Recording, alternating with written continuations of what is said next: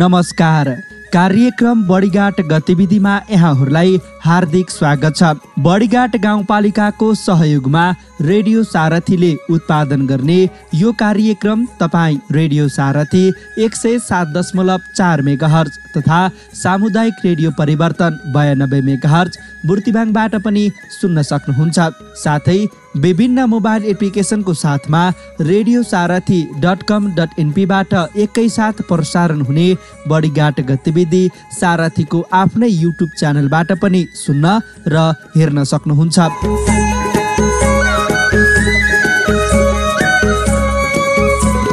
हरेक हप्ताको आइतबार साँझ 7 बजेको सारथी हालचाल पछाडि प्रसारण हुने यस कार्यक्रमको पुनः प्रसारण तपाईँ सोमबार बिहान 6 बजेको कायाकैरण पछाडि रेडियो सारथीबाट सुन्न सक्नुहुन्छ भने रेडियो परिवर्तनबाट सोमबार बिहान 8 बजेदेखि र पुनः प्रसारण सोही दिन साँझ 6 बजेदेखि सुन्न सक्नुहुन्छ।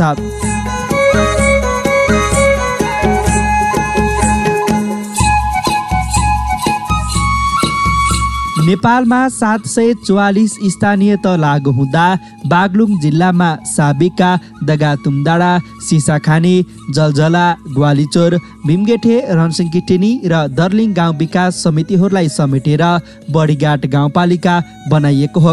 यस गाउँपालिकाको केन्द्र साबिकको ग्वालीचोर गाविसको खारा बजारमा राखिएको छ। यस गाउँपालिकालाई 10 वटा वडामा विभाजन गरिएको छ।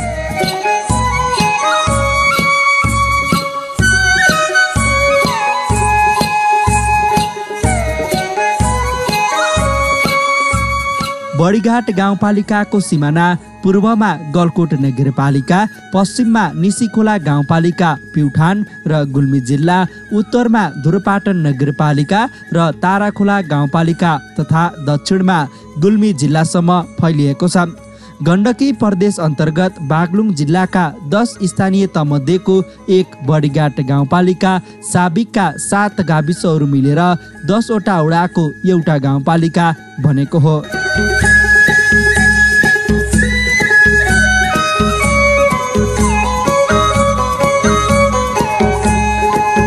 श्रोता, बढीघाट गतिविधिको आजको 50औं अङ्कमा पनि उपस्थित भइसकेका छौँ। प्रविधि कक्षका साथी तिलक मगरसँगै म कार्यक्रम प्रस्तोता अनिश पाठक। आजको कार्यक्रम बढीघाट गतिविधिमा हामीले प्रस्तुत गर्नेछौँ रोजगारीका लागि विदेशी नै युवालाई स्वदेशमै रोक्न पालिका तथा वडाले कस्ता कार्यक्रम गर्नुपर्ला, बढीघाट 7 का स्थानीयको भनाई। अलिअलि योग्यता भएकाहरू छन्, त्यो अलिअलि योग्यता भएकाहरूलाई पनि यसो ट्रेनिङ दिएर अब कतै जबहरू मिलाइदिए हुन्थ्यो जस्तो लाग्छ मलाई। बढीघाट 2 मा सञ्चालित ढाका उद्योग बारेको एक रिपोर्ट र साथमा बढीघाटमा सञ्चालित दर्ता शिविरबारे व्यक्तिगत घटना तथा सामाजिक सुरक्षा फोकल पर्सन सिर्जना भट्टराई खरेल ज्यूसँग गरिएको कुराकानी। बढीघाट गाउँपालिकामा अभिमुखीकरण कार्यक्रम हुँदा गाउँपालिका अध्यक्षले हामीलाई निःशुल्क गर्ने यो शिविरबाट सबैलाई विपन्न वर्गहरूको पहुँच पुग्ने गरी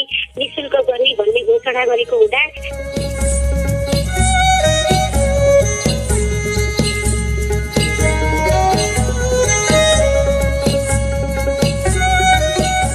श्रोता, कार्यक्रमको सुरुवातमा लागौं। दैनिक हजारौंको संख्यामा नेपाली रोजगारीका लागि विदेशी नै गरेका छन्। यसरी विदेशी रहेका युवालाई स्वदेशमै रोकी रोजगारी प्रदान गर्न पालिका तथा वडाले कस्ता कार्यक्रम गर्नुपर्ला भनी बढीघाट 7 का केही स्थानीयलाई मैले सोधेको छु। सुनौ सहभागीको भनाई अबको क्रममा। रेखीराम बुढा मगर, बढीघाट 7 माछखर्क मेरो घर।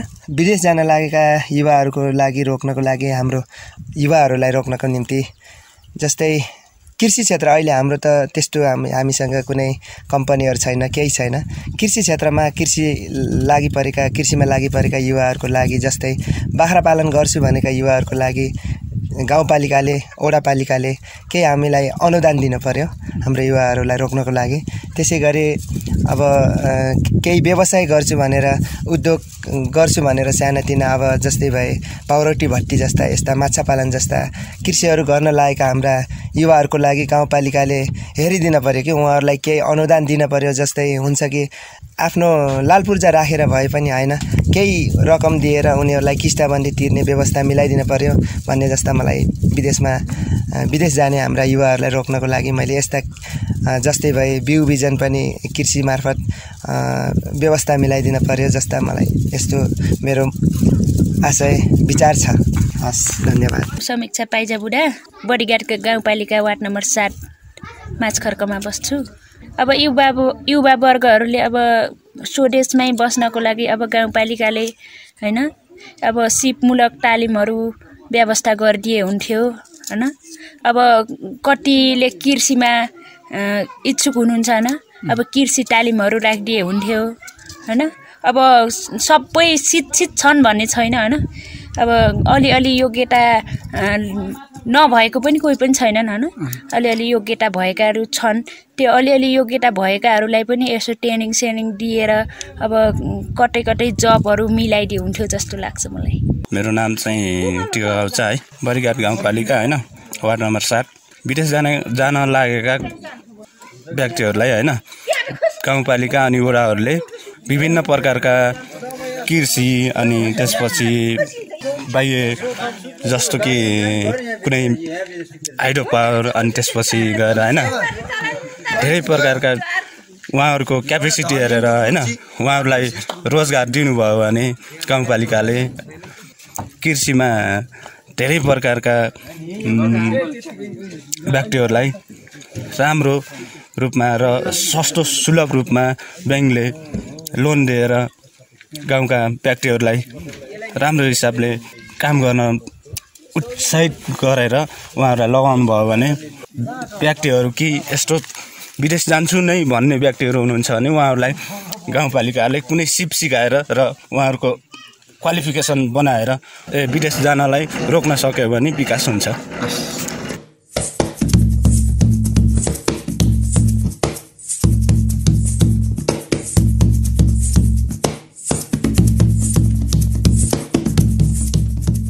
श्रोता, तपाईले यति बेला कार्यक्रममा सुन्नुभयो रोजगारीका लागि विदेशी नै युवालाई स्वदेशमै रोक्न पालिका तथा वडाले कस्ता कार्यक्रम गर्नुपर्ला, बडीघाट 7 का स्थानीयको भनाई। अब भने लागौं बडीघाट 2 मा सञ्चालित ढाका उद्योग बारेको यो रिपोर्टतर्फ। नेपाली पहिचान र गौरवको विषयसँग जोडिएको ढाका कपडाको माग पछिल्लो समय बढ्दै गएको देखिन्छ। नेपाली मौलिकतासँगै जोडिएका कारण पनि पछिल्लो समय विभिन्न सामाजिक कार्य होस् वा सभा सम्मेलनहरूमा ढाकाको पहिरनले निकै चर्चा पाउने गरेका छन्। हाते तान र परम्परागत प्रारूपमा उत्पादन गरिने ढाकाको मह बढ्दै गइरहेको सन्दर्भमा बागलुङका विभिन्न स्थानीय तहहरूले ढाका बुनाई तालिम सञ्चालन गरिरहेका छन्। जिल्लाको बडीघाट गाउँपालिकामा बडीघाट महिला तथा बालबालिका सशक्तिकरण केन्द्रको आयोजना तथा बडीघाट गाउँपालिकाको आर्थिक सहयोगमा ढाका बुनाई तालिम लिनुभएकी बडीघाट 5 की सुनिता परियार। यो ढाका बुनाई कार्यक्रममा समावेश भएको अनि मलाई केही पनि जानकारी थिएन। अहिले यसरी गर्ने यस्तो सामानहरू तयार गर्न सकिन्छ भन्ने कुराहरू जानकारी भएको छ। तलहरू रुमाल, हेङ्की रुमाल, हाफ सल, फुल सल, कुर्ताहरू, साडी, ब्लाउजहरू तयार गर्न सकिन्छ। बागलुङका महिलाहरू ढाका उद्यममा लालाहित भइरहेको तर सामान्य परिवारमा लगानी गर्न समस्या देखिएको ताराखोला गाउँपालिका 2 की ढाका प्रशिक्षक गौमाया पुन बताउनुहुन्छ। हामी जस्तो सामान्य स्तरका व्यक्तिहरूका लागि भने अलिक कठिन नै छ, तर पनि यो ढाका व्यवसायबाट थुप्रै महिला दिदीबहिनीहरू सफल बन्नु भएको छ। ढाका सिकाउन जाँदा चाहिँ एकदमै यो ढाका प्रति महिला दिदीबहिनीहरूको एकदमै उत्साहपूर्ण तरिकाले तालिमहरू सिकिराख्नु भएको छ। तालिम सञ्चालन पछि हालसम्म निरन्तर ढाका उत्पादन गरिरहेको बडीघाट महिला महिला तथा बालबालिका सशक्तिकरण केन्द्र उद्योग दर्ताको अन्तिम प्रक्रियामा रहेको र बजारको खासै समस्या नभएको बताउनुहुन्छ अध्यक्ष बिना थापा। हामीले सुरुदेखि नै यही संस्थाले तालिम दिएर यसले नै सञ्चालन गर्दै आएको छ। हामीले यसलाई उद्योगकै रूपमा दर्ता गरेर सञ्चालन गर्नको लागि हामी दर्ता प्रक्रियाको अन्तिम चरणमा छौँ। सामानहरू 7 जना बहिनीले राम्रै तयारी गरिरहनु भएको छ र पनि हामीले अर्डरको सामानहरू बनाउने भएको हुनाले खासै त्यस्तो अहिले मार्केटको समस्या त छैन। यो एरियामा अलि ढाका उद्योगहरू पनि कम, ढाकाको कपडाहरू कम बुन्ने भएको हुनाले अब चाहिँ अलिकति चुनौतीहरू थपिँदै जाने कुरा चाहिँ भइरहेछ। जिल्लाका सबैजसो पालिकाले ढाका प्रबन्धनमा चासो राखेका छन्। स्थानीय तहसँगै प्रदेश र केन्द्र सरकारको समेत उद्यम प्रबन्धनमा अग्रसरता देखिएकाले ढाका उद्यमलाई व्यावसायिक रूपमा अगाडि बढाउनु पर्ने आवश्यकता रहेको बताउनुहुन्छ जिल्ला समन्वय समिति बागलुङका उपप्रमुख विष्णु प्रसाद भुसाल। ढाका उद्योगलाई प्रवर्धन गर्नका लागि स्थानीय पालिकादेखि लिएर प्रदेश सरकार र संघीय सरकारको इच्छा शक्ति छ, लगानी गर्न सक्ने पर्याप्त सम्भावनाहरू छन्। यी उद्यमको विकास बिना हामीले परिकल्पना गरेको आर्थिक समृद्धि पनि सम्भव छैन। स्थानीय रूपमा रोजगारी सिर्जना गर्न र आर्थिक उपार्जनको लागि लघु उद्यमहरू कसै ढुङ्गा साबित हुन सक्छन्। त्यसैले सक्कली ढाकाको प्रबन्धनमा स्थानीय तहहरूले भूमिका खेल्दै स्थानीय सरकारकै ट्रेड लगाएर बिक्रीको वातावरण तयार गर्ने हो भने ढाका प्रतिको आकर्षण बढ्ने देखिन्छ। बढीघाट गतिविधिका लागि अनिस पाठकको रिपोर्ट।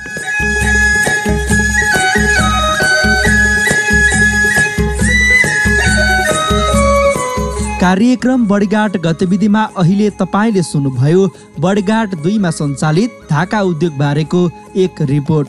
अब लागौं आजको कार्यक्रमको अन्तिम विषयवस्तुतर्फ, जहाँ सहकर्मी साथी तिलक मगरले बढीघाटमा सञ्चालित दर्ता शिविरबारे व्यक्तिगत घटना तथा सामाजिक सुरक्षा फोकल पर्सन सिर्जना भट्टराई खरेलज्यूसँग कुराकानी गर्नु भएको छ। बढीघाट गतिविधिमा हामीसँग कुराकानी गर्नको लागि राष्ट्रिय परिचय पत्र तथा पञ्जीकरण विभाग अन्तर्गत व्यक्तिगत घटना तथा सामाजिक सुरक्षा फोकल पर्सन हामीसँग सृजना भट्टराई खरेल हुनुहुन्छ। सबैभन्दा पहिले यहाँलाई कार्यक्रम बढीघाट गतिविधिमा स्वागत छ। धन्यवाद। अहिले नेपाल सरकारले नै वैशाख 1 गतेदेखि व्यक्तिगत घटना दर्ता सामाजिक सुरक्षा गुनासो सुनाई कार्यक्रम सुरुवात गरेको छ। त्यही अनुसार यहाँहरूले पनि बढीघाट गाउँपालिकाको विभिन्न ठाउँमा शिविरहरू आयोजना गरिरहनु भएको छ। खास व्यक्तिगत घटना दर्ता भनेको के हो, यो सामान्य नागरिकले बुझ्ने गरी चाहिँ जवाफ दिनुपर्दा के भन्नुहुन्छ यसको बारेमा? व्यक्तिगत घटना दर्ता हुनाले व्यक्ति जन्मिसकेपछि घट्ने घटनाहरू जस्तै जन्म, मृत्यु, विवाह, सम्बन्ध विच्छेद र बसाइसराई जस्ता 5 प्रकारका घटना दर्तालाई व्यक्तिगत घटना दर्ता भन्ने गरिन्छ। यो चाहिँ नागरिकले सेवा सुविधा राज्यबाट प्रदान गर्ने सेवा सुविधा उपभोग गर्नको लागि व्यक्तिगत घटना दर्ताहरू गर्ने गरिन्छ सर। यसको आवश्यक र महत्त्वको बारेमा भन्नुपर्दा के भन्नुहुन्छ? यसको आवश्यकता किन छ? यसको महत्त्व चाहिँ के हो व्यक्तिगत घटना दर्ताको?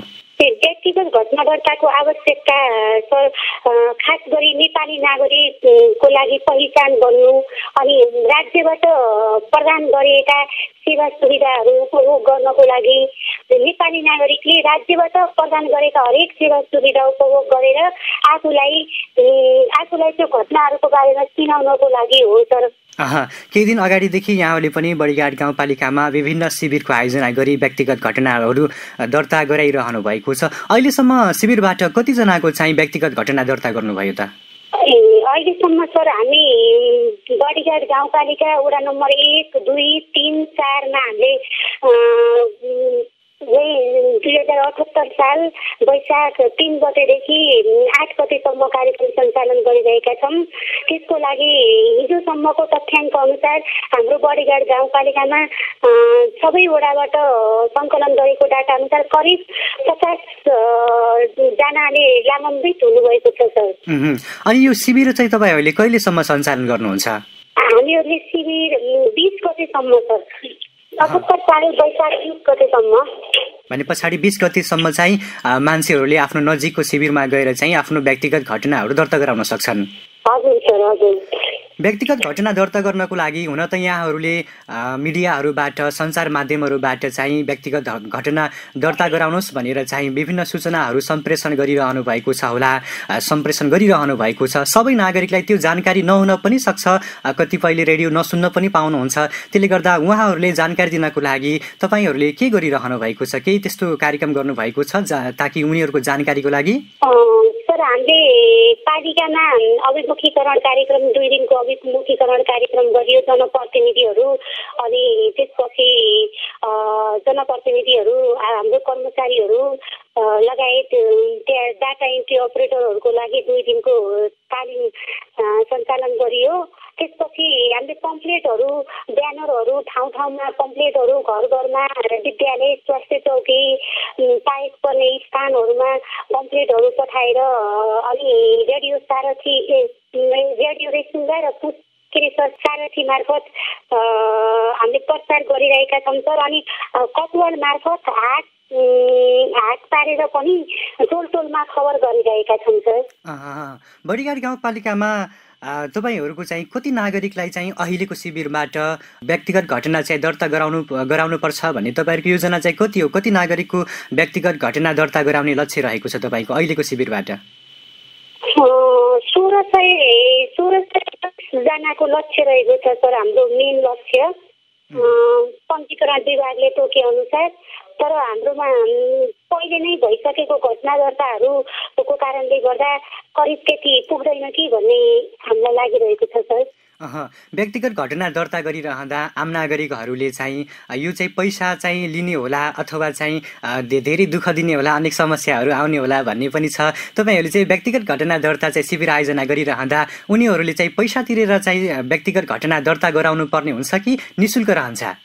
राष्ट्रिय पञ्जीकरण विभाग अन्तर्गत सेवा शुल्क लिन पाइन्छ भन्ने कुरा थियो। तर हाम्रो बडिघाट गाउँपालिकामा अभिमुखीकरण कार्यक्रम हुँदा गाउँपालिका अध्यक्ष लगायतको अध्यक्षले हामीलाई निःशुल्क गर्ने, यो शिविरबाट सबैलाई विपन्न वर्गहरूको पहुँच पुग्ने गरी निःशुल्क गर्ने भन्ने घोषणा गरेको हुँदा हामीहरूले चाहिँ शिविरलाई निःशुल्क गरेका छौँ सर।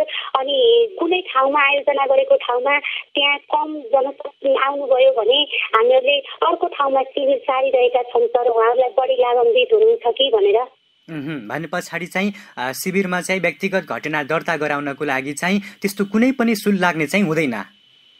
हजुर हजुर सर, अहिले हाम्रो निःशुल्क भन्ने घोषणा भइरहेको छ सर। व्यक्तिगत घटना दर्ताको कुराकानी गरिरहँदा 5 प्रकारका व्यक्तिगत घटना दर्ताहरू यो अहिलेबाट पनि होइन, पहिलेबाट चाहिँ रहिरहेको छ। खासमा व्यक्तिगत घटना दर्ताहरू चाहिँ 35 दिनभित्र गर्नुपर्ने भनेर राज्यले त्यो भनेको छ। तर यहाँ चाहिँ नागरिकहरूले 35 दिनभित्र नगरेर आफूलाई जति बेला आवश्यक पर्छ त्यति बेला, जस्तै अब कसैलाई व्यक्तिगत घटना दर्तामा चाहिँ कसैलाई चाहिँ जन्मी दर्ता चाहियो भने चाहिएको बेला मात्र दर्ता गराउने त्यो प्रचलन रहेको छ नेपालमा। यो चाहिँ खास किन यस्तो भइरहेको छ? नागरिकहरूमा चाहिँ चेतनाको कमीले गर्दा हो कि अथवा राज्य स्तरबाट जनतालाई त्यो सेवा सुविधाको पहुँच नपुगेको कारणले गर्दा हो कि के भन्नुहुन्छ यो विषयमा? यो विषयमा त सर मैले राज्यले त एकदम यो शिविर सञ्चालन गर्नु भनेको यस्तै पिछडिएका वर्गहरूको लागि उत्थान गर्नको लागि, खास गरी पहुँच क्षेत्रबाट वञ्चितमा परेका वर्गहरूको लागि लिएको हो। तर हामी नागरिकहरूले सूचना पाउँदै र उस गर्दा पनि बुझेको परिवार नै छुटेको रहेछ होइन हामीले गर्ने सिलसिलामा। त्यही भएर कोही नछुट्यौँ, कोही नडरौँ भन्ने सिद्धान्तका साथ हामी लागि परेका छौँ सर।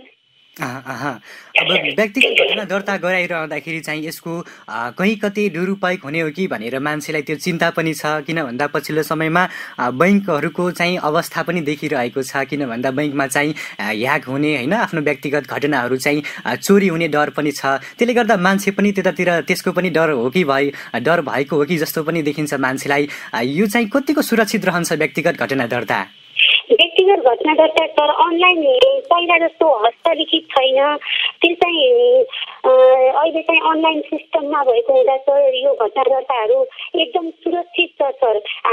नागरिकले हेर्न चाहेको बखतमा विलम्ब शुल्क सहित हेर्न पनि पाउनुहुन्छ। उहाँहरूले राज्यले तोकेको 200 रुपियाँ तोकेको छ विलम्ब सेवा दस्तुर त्यो अनुसार नागरिकले उहाँहरू आफ्नो घटना दर्ताहरू भएको छ छैन भन्ने कुराहरू सबै हेर्न सक्नुहुन्छ। यो खास तर अनलाइन सिस्टममा बडीगार्डका सम्पूर्ण वडाहरू अनलाइन सिस्टममा गइसकेको हुँदा त्यो चाहिँ त्यस्तो छैन सर, प्रभावकारी नै छ। जे अनलाइन घटना दर्ता चाहिँ प्रभावकारी नै देख्नुहुन्छ? हजुर सर, प्रभावकारी नै छ। यो घटना दर्ता गराउँदाखेरि अब जनतालाई यसले चाहिँ के दिन्छ अथवा जनतालाई चाहिँ व्यक्तिगत घटना दर्ता गराउँदा चाहिँ के फाइदा हुन्छ भन्ने पनि छ जनतालाई, अनि सरकारलाई चाहिँ यसको फाइदा चाहिँ के हुन्छ यो व्यक्तिगत घटना दर्ता गराउँदा? जनतालाई त मुख्य गरी आफ्नो पहिचान अनि राज्यबाट प्रदान गरिने सेवा सुविधाहरूको उपभोग गर्नको लागि जस्तै सरकारले सामाजिक सुरक्षा भत्ता सर वितरण गरिरहेको छ। व्यक्तिगत घटना दर्ता जस्तै 5 वर्ष मुनिका बालबालिकाहरूका लागि विशेष गरी दलित बालबालिकाहरूका लागि राज्यले प्रदान गरेको सेवा सुविधा लिन पनि व्यक्तिगत घटना दर्ताको अनिवार्य छ सर। अनि कोही विधवा महिला हुनुहुन्छ उहाँहरूलाई पनि सामाजिक सुरक्षा पाउनको लागि पतिको मृत्यु दर्ता कागजहरू पनि अनिवार्य भएर भएको हुनाले यसबाट राज्यले प्रदान गर्ने सुविधा उपभोग गर्न र सरकारलाई जनसाङ्ख्यिकी यथार्थ जनसाङ्ख्यिकीको किटान गर्नको लागि पनि यो एकदमै महत्त्वपूर्ण छ सर। अब हामी लगभग कार्यक्रमको अन्तिमतिर पनि आइसकेका छौँ हामी। त्यसले गर्दा यो व्यक्तिगत घटना दर्ताको बारेमा अथवा सामाजिक सुरक्षाको विषयमा तपाईँको मनमा लागेका केही कुराहरू भन्न मन लागेको छ भने आम श्रोताहरू समक्ष, आम नागरिक समक्ष केही कुराहरू भन्न मन लागेको छ भने यसै कार्यक्रम मार्फत भन्न सक्नुहुन्छ है त? यस्तो मेरो विचारमा हामीहरूले टोलमा यसरी शिविर आउँदै गर्दा निःशुल्क दर्ता शिविर हुँदै गर्दा उहाँहरू कोही वन सिटीमा हुनुहुन्छ, कोही छुट्नु भएको छ भने आएर आफ्नो सम्बन्धित पाइक पर्ने क्षेत्रमा आएर घटना दर्ता गराइदिनु हुनका लागि विनम्र अनुरोध गर्दछु आम नागरिकहरूलाई। यो अवसर सबैमा आउन सक्छ, त्यही भएर अवसरको फाइदा लिनुहोस् भन्ने मेरो आग्रह छ सर। हुन्छ, हामीलाई व्यस्तताको बावजुद यहाँले यो महत्त्वपूर्ण समय दिनुभयो। यो समय र संवादको लागि यहाँलाई धेरै भन्दा धेरै धन्यवाद। धन्यवाद सर, हजुरहरूलाई एकदमै धन्यवाद।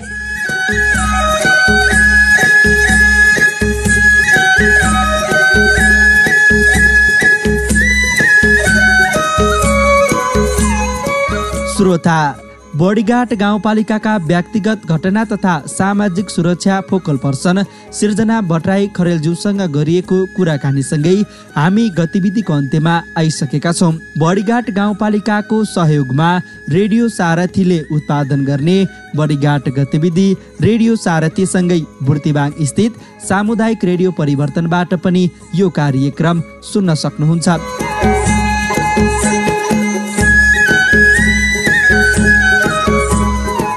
हरेक हप्ताको आइतबार साँझ 7 बजेको सारथी हालचाल पछाडि प्रसारण हुने यस कार्यक्रमको पुनः प्रसारण तपाईँ सोमबार बिहान 6 बजेको कायाकरण पछाडि रेडियो सारथीबाट सुन्न सक्नुहुन्छ भने रेडियो परिवर्तनबाट सोमबार बिहान 8 बजेदेखि र पुनः प्रसारण सोही दिन साँझ 6 बजेदेखि सुन्न सक्नुहुन्छ।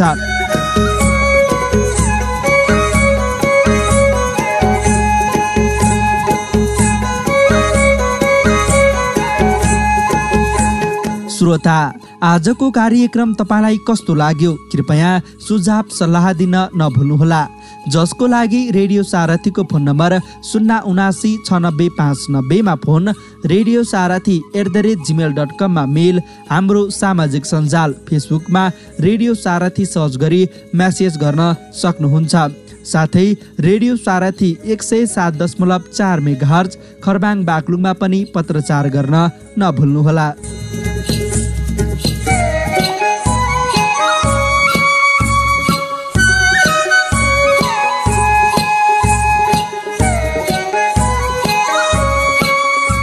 लत श्रोता, यतिन्जेलसम्म कार्यक्रम सुन्नु भएकोमा तपाईँ सम्पूर्णलाई धेरै धेरै धन्यवाद। आजको कार्यक्रम बडीघाट गतिविधिको 50औं अङ्कबाट कार्यक्रम उत्पादनमा साथ दिनुहुने रेडियो सारथीका स्टेसन म्यानेजर कमल पौडेलसँगै प्रविधि कक्षका साथी तिलक मगर र म कार्यक्रम प्रस्तोता अनिश पाठक पनि एकैसाथ बिदा चाहन्छौँ। नमस्ते।